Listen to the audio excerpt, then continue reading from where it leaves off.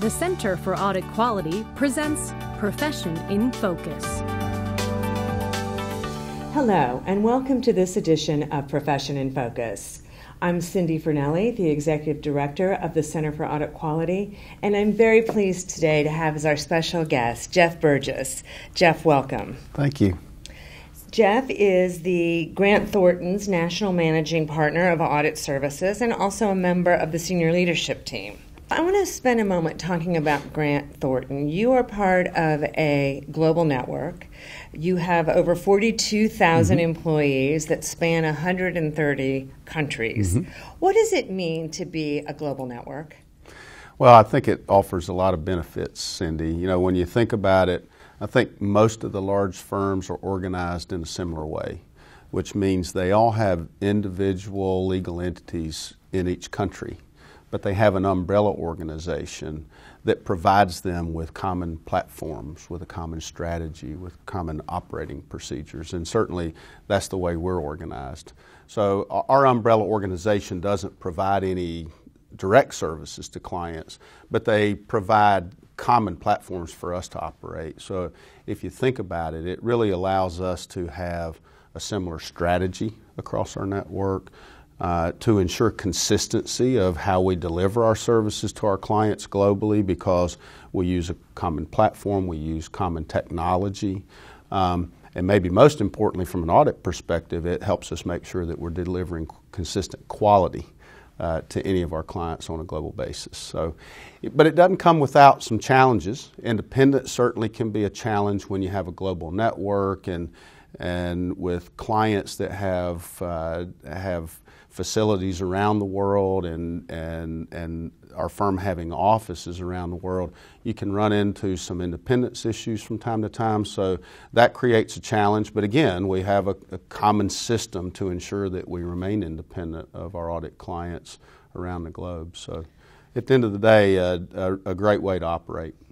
Well, you mentioned that you audit companies that are multinational corporations as well. And so I wanted to explore a little bit with you what that means in the context of fraud. So in our work in the anti-fraud collaboration, we hear how sometimes it's challenging for a multinational corporation who has operations in different jurisdictions mean that you have different cultures, and that sometimes causes conflict or challenges when you have these different cultures. You know, one of the things that we explore sometimes in the anti-fraud collaboration is, you know, in some cultures it is just not accepted to challenge your superior. Yes. And yet, if you are a company that's trying to do the right thing, you have to address that. And I'm imagining that as an auditor of those companies, you probably face those cultural differences as well. Can you talk a little bit about the challenges of doing those types of audits of multinational corporations? Absolutely. And, you know, culture's key. And for us, one of the benefits of a global network is we operate off of a common culture, a common set of values, if you will. But to your point, in some countries, cultural norms are a little bit different. And so we certainly see around the world, and particularly maybe in the Far East, those situations where it's culturally unaccepted to challenge your superiors or even your elders who may be your client. And so, you know, skepticism is important, but the way we deal with skepticism can be different around the country. So, you know, one of the things we do is we try to make sure that we have our U.S.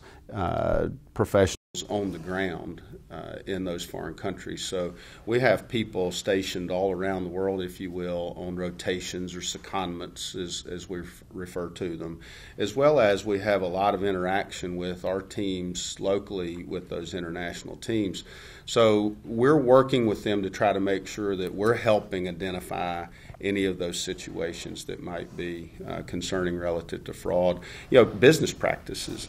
Many countries, things that would be Foreign Corrupt Practice Act violations here are kind of accepted, you know, bribing a government official to get a contract or something like that. So all of those things. We try to educate our people. We do a lot of training from the U.S. to make sure that our folks in our foreign office locations understand the audit requirements that we have, that they understand internal control over financial reporting at a deep level, and really try to help make sure that we're working with them to help make sure that we identify fraud even in those situations where it's a little bit more difficult in a country.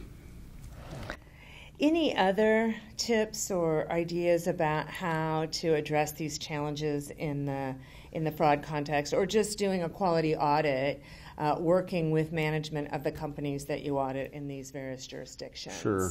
Well, I think communication is so critical, and I mentioned earlier we have a lot of boots on the ground, if you will, through secondments, and I think those are critical and something that we continue to expand on. That personal interaction between our team in the U.S. and our teams overseas. And one of the things that we're really working on right now is trying to move all of our work up earlier in the process, to do our planning earlier, do our preliminary work earlier, everything earlier, which I think puts us in a better position to have that constant communication. And to really identify those issues that could be indicators of fraud and run them to ground. So, at the end of the day, quality is the foundation for everything we do, and everything is about communicating and making sure we're delivering a quality audit and identifying any of those things that might fall through the cracks. Well, as our economy becomes more global, these are all important data points and important things that we all must pay attention to. So thanks for sharing that with us, and thanks for being on this edition of Profession in Focus. My pleasure. And I also want to thank all of you for joining this edition of Profession in Focus. See you next time.